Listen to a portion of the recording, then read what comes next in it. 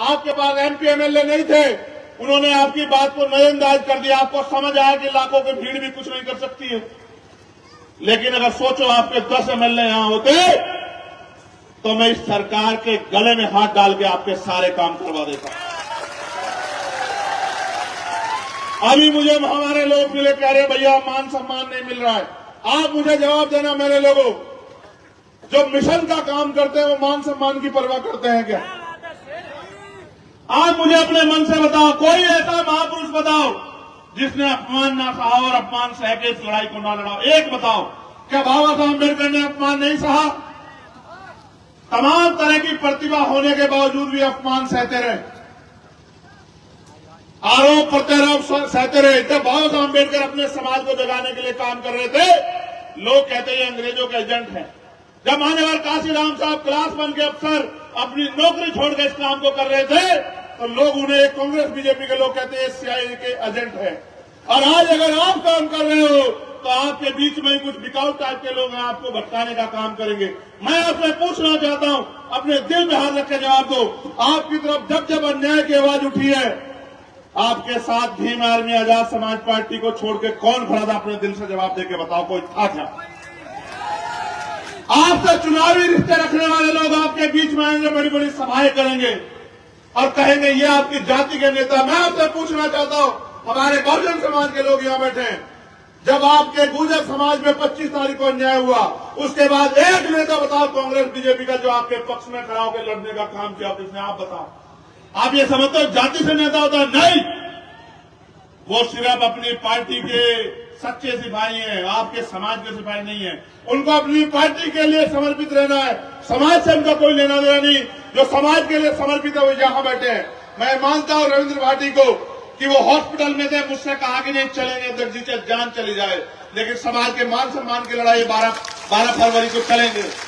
ये 12 फरवरी नहीं, कौन सितंबर का था? अक्टूबर को।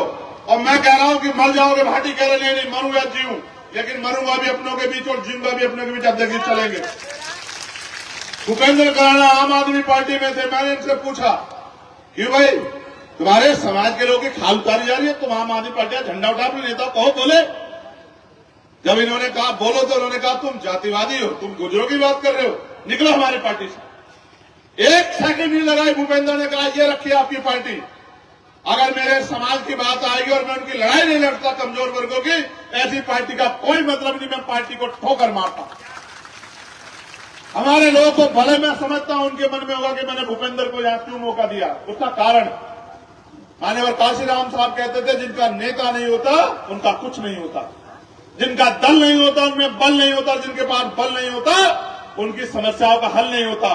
मैं मानता हूं कि भूपेंद्र यहां मजबूत है, आपकी आवाज बनेगा, आपके सामने खड़े होगा, कल आपकी तरफ कोई जुल्म होगा ये सीना तान के खड़ा होगा अपने भाइयों की रक्षा के लिए, इसलिए मैंने भूपेंद्र को मौका दिया।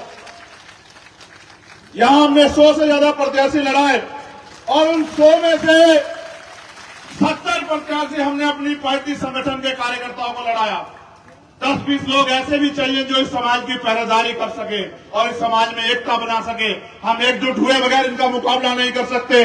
आप राम खिलाड़ी जी को भूल गए हो क्या? बताओ, एक समय था राम खिलाड़ी जी का नाम था और राम खिलाड़ी जी हर कमजोर के आवाज थे, लेकिन उस राम खिलाड़ी को क्या मिला? आपके आवाज, आपकी लड़ाई लड़ने पे उनकी हत्या की गई और हत्यारे बेखौफ होकर घूम रहे हैं। और दशरथ भाई यहां बैठे अभी मुझसे कह रहे थे पता नहीं भाई कौन सी गोली मुझे कहां से आके लगेगी। मैंने कहा दशरथ याद रखना, ये धरती लाल हो जाएगी अगर तुम्हारी तरफ आंख उठी। है तुम्हारे भाई का वचन है, इस बात को याद रखना। ये लड़ाई स्वाभिमान सम्मान की है। यहां इस सभा में मेरे वो भी साथी बैठे हैं जो इस लड़ाई को 25 सितंबर वाली को लड़े, और मैं उनको देख रहा हूं वो छिपे छिपे बैठे हैं। उनके घर में बुलडोजर ले जा खड़ा किया गया, उन पर 5-5 हजार का इनाम रखा गया, बहुत बड़ा अपराध कर दिया। और आप ये देखो, अपराध सिर्फ ये है कि वो अपने समाज को खड़ा करने का प्रयास कर रहे हैं। ये मेरे लोगों, मेरी बात पे गौर करो। ये लोकतंत्र में ये मौका मेरे नौजवान साथियों 5 साल में दोबारा तुम्हें 5 साल बाद मिलेगा। तुम तय करो, अगर तुम चूक गए, गलती कर दी, तुमने पहले भी वोट दी है। ये बहन बेटी हमारा सम्मान, यहां बैठी मैं इनका धन्यवाद करूंगा माओ बहनों का। लेकिन आप ये सोचो, अगर इस देश में बहन बेटियों का अपमान होता है, जुल्म जाती होती है, इसके जिम्मेदार हम लोग। हम नालायक लोगों को, गैर जिम्मेदार लोगों को वोट देकर ताकत देते हैं, वो लोग अपने चंद पैसों में अपने जमीन को बेच देते हैं। अगर यहां वास्तविकता में आपके बीच के लोग आगे बढ़ेंगे तो आप बताओ, डीएम-एसएसपी किसका होता है? मुझे बताओ। डीएम-एसएसपी उसका होता है, इसकी सरकार होती है।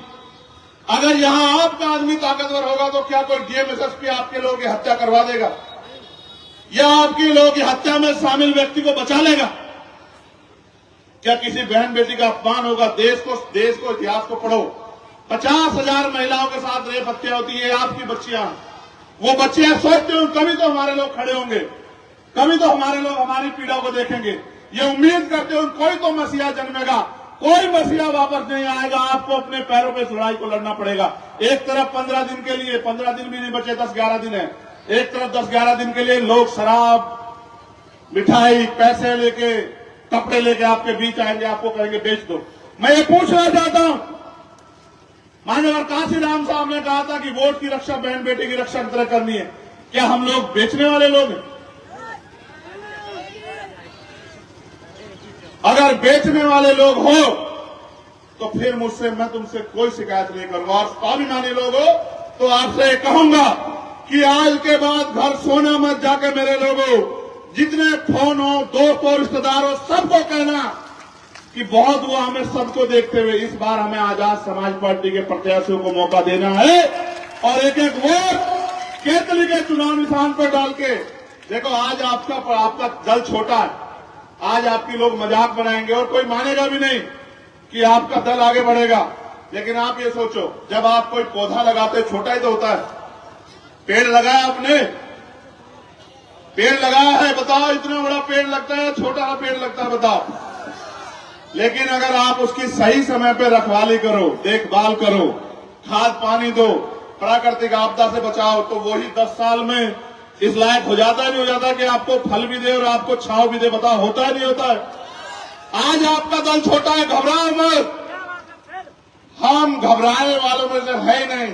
आज से 100 साल पहले हमें पानी पीने की आजादी नहीं थी, हम कहां से कहां तक आए, याद करो मेरे लोगों। और देखो, देश आजाद हुआ 1947 में, और जिनको क्रिमिनल टाइप कहा गया उनको आजादी मिली 1952 में। अपना इतिहास जानो, पढ़ो लिखो, समझ आएगा तुम्हें। तुमने मुझे तलवार भेंट की, मैं बाबूजी का धन्यवाद करता हूं। आप बताओ, इस तलवार से मैं कौन सी लड़ाई जीत सकता हूं? बताओ। राजतंत्र में युद्ध होते थे, राजा महाराजा दोनों तरफ से लड़ते थे, सेना जाती थी, हाथी घोड़ों पे युद्ध होते थे, बंदूकें तलवारें चलती थी, तोप चलती थी, और तलवार के दम पर राज लिया जाता था। आज के राजतंत्र, लोकतंत्र है। इस तलवार से ज्यादा तुम मेरे कैसे अंगूठा दबा देना, फिर देखना तुम्हारी तरफ उठने वाली हर एक आंख को उसी दिन जवाब मिल जाएगा कि आज के बाद ये कष्टीय समाज अन्याय अत्याचार नहीं सहे। देखो, मैं तुमसे कलम की ताकत मांग रहा हूं, तलवार की ताकत नहीं मांग रहा हूं। एक तरफ ये है, एक तरफ ये।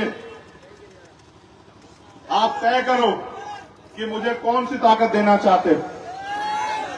अगर तुमने ये ताकत मुझे दी और इतनी ताकत देने की ये कलम मेरे हाथ से चल जाए तो मैं लिख के देता हूं, विरोधियों के 20-20 एमएलए और हमारा एक एमएलए अगर भारी नहीं पड़ा तब आप मुझे बताना।